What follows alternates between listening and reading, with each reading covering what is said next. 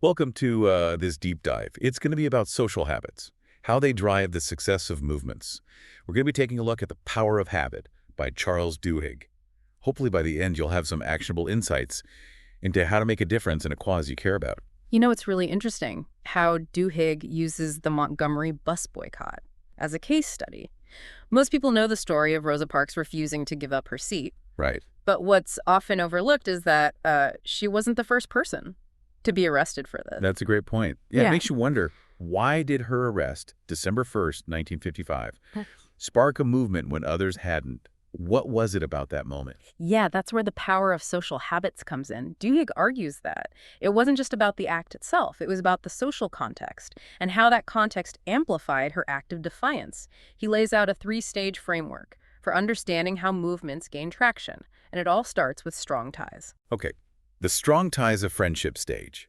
I get that having a supportive network is important, but wouldn't that also limit the reach of the movement? It seems like you need to go beyond that inner circle pretty quickly. Yeah, you're absolutely right. Strong ties are crucial for that initial spark, for building that trust and momentum within a core group. You know, Rosa Parks had deep roots in her community, and her network of friends spanned social and economic classes. And they immediately rallied to her cause. You know, that phone call from jail that her mother made, connecting with Edie Nixon and Clifford Durr, that really set things in motion. But you're right, to gain traction, a movement can't stay confined to those already personally invested. So that's where stage two comes in, the weak ties of community stage. This is where things get really interesting to me. I mean, how do those more casual connections translate into action? Seems kind of counterintuitive that people you barely know would have that much influence. It might seem counterintuitive, but it's precisely those weaker ties that expose people to new ideas and create a sense of widespread momentum.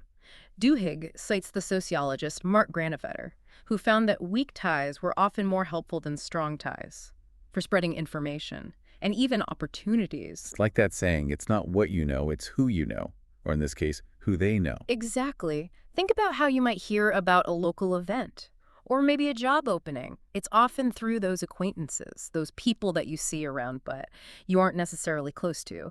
And that same principle applies to movements. So in the case of the Montgomery bus boycott, people who didn't know Rosa Parks personally still became aware of it and felt compelled to participate because it was the talk of the town. Like that's what everyone was doing, everyone was talking about. Exactly. And that's where social pressure comes into play.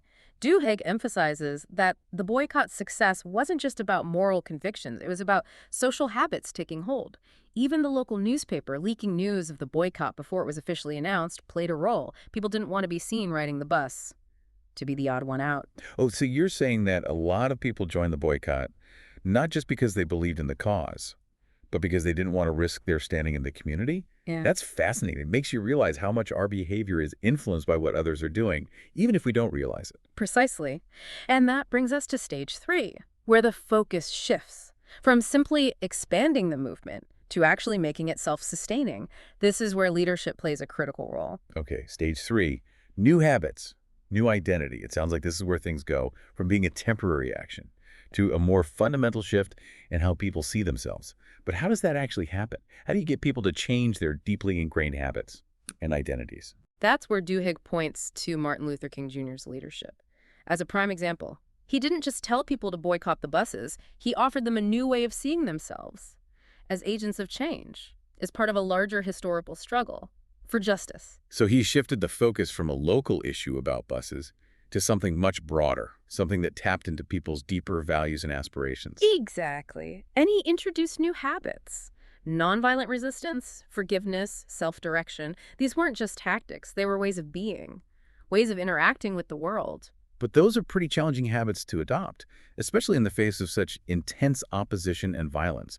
How did those habits actually take hold within the community? What were the mechanisms that made that possible? That's where those mass meetings that Duhigg talks about played a crucial role. It wasn't just about sharing information, it was about practicing those new habits, seeing others embody them, and experiencing the collective power of that shared commitment. So it was like a feedback loop.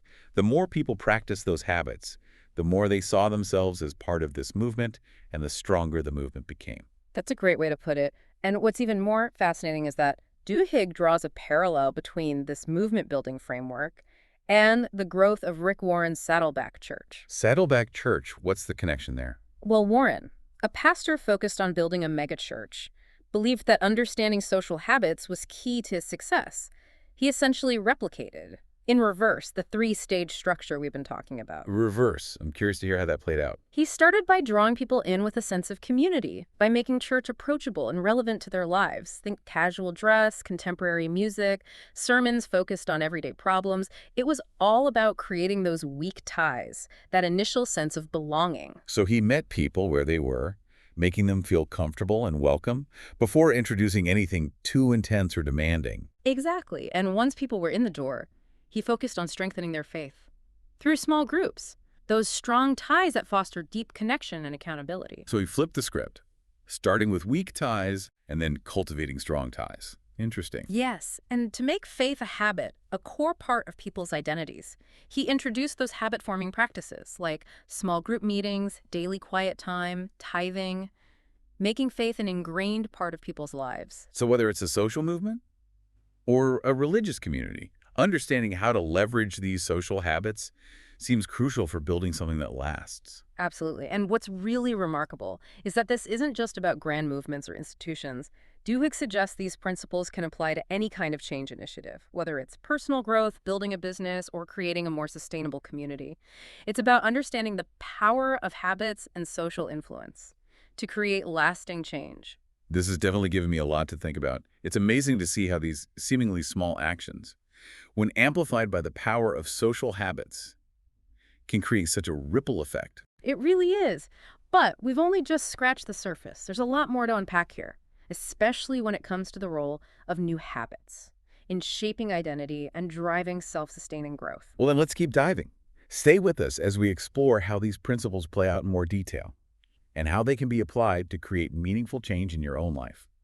You know what's really fascinating about this whole concept of new habits is how they can fundamentally change our sense of self. Yeah, it's like what Duhigg is saying is that our habits aren't just things we do. They're part of who we are, which makes sense when you think about it. Absolutely. Our habits shape our actions, our routines, our interactions with the world. They become so ingrained that they influence our identities. Okay, I can see that. Yeah. With like individual habits, but how does this play out on a larger scale? Like with movements, how do you scale that up to a whole group of people?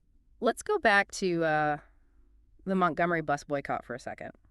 Before the boycott, many Black residents in Montgomery had accepted segregation as a way of life. It was the norm, the habit, the ingrained identity. Yeah, it's almost like a learned helplessness. Right. Like, this is just how things are. There's nothing I can do about it. That's a great way to put it. That's precisely what King challenged. He didn't just tell people to boycott the buses. He offered them a new set of habits and a new way of seeing themselves as strong, resilient, and capable of demanding justice. And those mass meetings that Duhigg talks about, those weren't just about sharing information. They were about practicing these new habits, these new ways of being. Right, exactly. It's like learning a new language. You need to immerse yourself in it, practice it, surround yourself with others who were speaking it. And those mass meetings provided that space, a space to embody those new habits of nonviolence, forgiveness, and self-direction. So it's like a feedback loop. The more people practice these new habits, the more they see themselves as part of this movement. Yeah. And the stronger the movement becomes. Precisely. And here's where it gets even more interesting. Duhigg argues that these new habits can create a self-perpetuating cycle. A self-perpetuating cycle. Okay. I'm intrigued. Tell me more. Let's think about Rick Warren's Saddleback Church again. Remember how he created small groups to foster those strong ties among members? Yeah, it was like replicating the movement structure, but in reverse. Right. But Warren knew that to really make faith a habit, a core part of people's identities, he needed to do more than just create groups. He needed to give them a structure, a set of practices to follow. So it's like providing the tools and the blueprint for making faith a daily habit, not just something you do once a week. Exactly. He created those curriculums for church classes and small group discussions, all focused on teaching people specific habits. Things like daily quiet time, tithing, and engaging in acts of service. It's like a recipe for spiritual growth. Right. And by following this recipe, people are essentially training themselves to live their faith, not just talk about it. Precisely. And here's the genius part.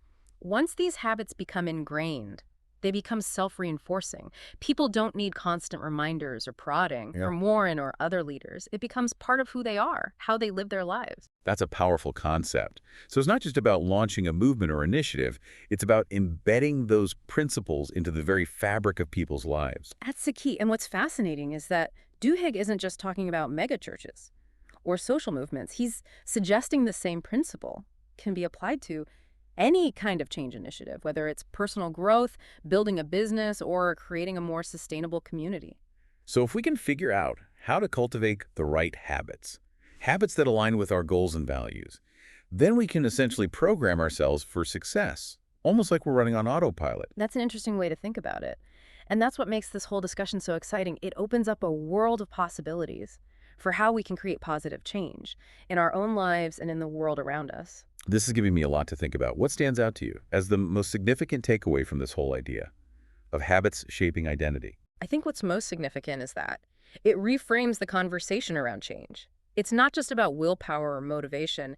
It's about understanding the underlying habits that shape our behavior and then intentionally cultivating new habits that align with the changes we want to see. So it's like we're shifting the focus from fighting against our old selves to creating the conditions for our desired selves to emerge. Exactly. And I think that's a much more empowering and sustainable approach to creating lasting change. This has been incredibly insightful, but we've only just begun to explore how these ideas play out in the context of movements.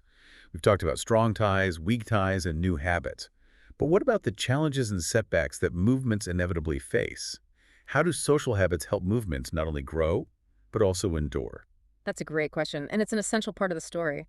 Duhigg dives into this by looking at how movements create a sense of shared identity and ownership among their participants, particularly in the face of adversity. Shared identity and ownership. Okay, that sounds like the secret sauce. That keeps people going when things get tough. It really is. And Duhigg illustrates this beautifully through some compelling anecdotes from the Montgomery bus boycott. I'm all ears. Tell me more. Yeah, I'm all ears. Tell me more. Well, as the boycott went on, the opposition intensified. The police were harassing carpool drivers, and even King himself started to doubt if they could sustain the fight. Yeah, I can only imagine. It's hard to keep that level of commitment going when you're facing real hardship and danger. Exactly, and that's when things could have easily fallen apart. But then there was a turning point. The bombing of King's house. Wow, that's terrifying. His wife and daughter were inside. Yes, it was a truly horrific act. But what happened after the bombing is what really shows the power of shared identity. What happened? While an angry crowd gathered outside, ready to retaliate, the police were worried a riot might break out, but King stepped onto his porch, and instead of fueling the anger, he delivered a message of nonviolence and forgiveness. That must have taken incredible strength and conviction to stand there in that moment of vulnerability and choose peace over retaliation. Absolutely. And his words had a profound impact. The crowd calmed down and dispersed peacefully. And King's act of forgiveness, his refusal to stoop to the level of his attackers, really solidified that sense of shared identity and purpose among the boycotters. Like their commitment to the cause went beyond the individual hardships they were facing. They were fighting for something bigger than themselves. Precisely. And this shared identity was further strengthened by the way the community responded to challenges. When boycott leaders were indicted, people rushed to the courthouse, even disappointed if their names weren't on the list. Wow. So it's like they were embracing the struggle as like a badge of honor, as a sign of their commitment to the movement. Exactly. They had fully embraced that new identity King had offered, an identity rooted in courage, resilience, and a belief in the power of nonviolent resistance. And it was this new identity, this sense of ownership over the movement that allowed the boycott to endure for over a year, which is incredible when you think about it, with all that pressure and opposition. It really is a testament to the power of social habits. And here's another key point. This transformation didn't just happen in Montgomery. Those new habits, that new sense of self, spread to other cities and ignited similar movements across the South. So it's like a ripple effect. One movement inspiring countless others. Exactly. And Duhigg points out that King understood the power of these social habits early on. He understood that true change wasn't just about winning a single battle, but about transforming the hearts and minds of people. He was shifting the narrative from us versus them to we're all part of something larger, something more meaningful. That's a great way to put it. And that's a lesson that's still relevant today.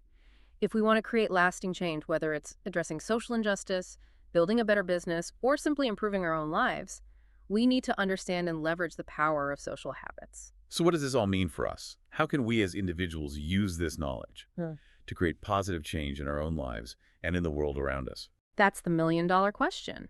And while Duhigg doesn't offer a simple answer, he does provide some valuable insights. He encourages us to think about the networks we're a part of, the habits we've cultivated, and the identities we've embraced. So it's like a call to action, right? To look in the mirror and ask ourselves, what habits are shaping my life? What kind of change do I want to see? And how can I use the power of social connections to make that happen? Exactly. And that's a question worth pondering. Think about a cause you care about. Could you leverage the power of strong ties, weak ties, and new habits to make a difference?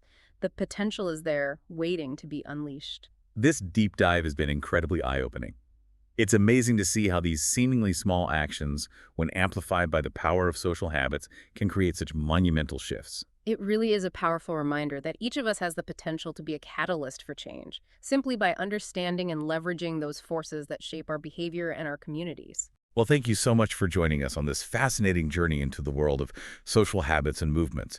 We hope you've gained some valuable insights, and we encourage you to continue exploring these ideas in your own life. Until next time, keep those mental gears turning. And remember, the power to change the world might just be hidden in your everyday habits.